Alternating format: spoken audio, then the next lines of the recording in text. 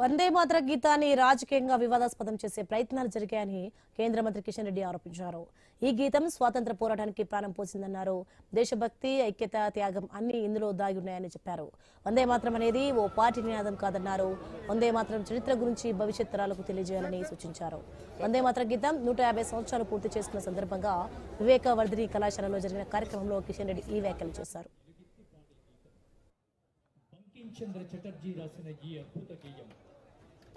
ఈ యొక్క గీతాన్ని ఏ రకంగా మరి ఆ రోజు రాజకీయం చేశారు మనకు తెలుసు. భారత మాత అంటే అది హిందుత్వమని, వందే మాతరం అంటే అది హిందుత్వమని, ఇది ఒకరికి వ్యతిరేకమని ఒక దుర్మార్గపు ఆలోచన ఈ దేశంలో మరి ఆ రోజు నుంచి ఈ రోజు వరకు ఇంకా జరుగుతాం. ఒక అరాచకమైనటువంటి హత్యాకాండ ఈ తెలంగాణలో జరిగింది. అందుకే ఆయనకు చివరగా వందే మాతరం రామచంద్రరావు గారు అని పేరు వచ్చింది. అదృష్టం నాకు కూడా ఆయన కలిసేటువంటి అవకాశం దొరికింది. ఆ యొక్క రజాకారుల వారసత్వంగా ఉన్నటువంటి కాసిం రజీ స్థాపించినటువంటి మజ్లిస్ పార్టీ, రజాకారుల నాయకుడు కాసిం రజీ స్థాపించినటువంటి ఈ యొక్క మజ్లిస్ ఇతాదల్ ముస్లిమీన్ ఏదైతే పార్టీ ఈరోజు ఎంఐఎం పార్టీ ఉందో ఆ పార్టీ ఈ రోజు వరకు కూడా వందే మాతరాన్ని వ్యతిరేకిస్తుంది.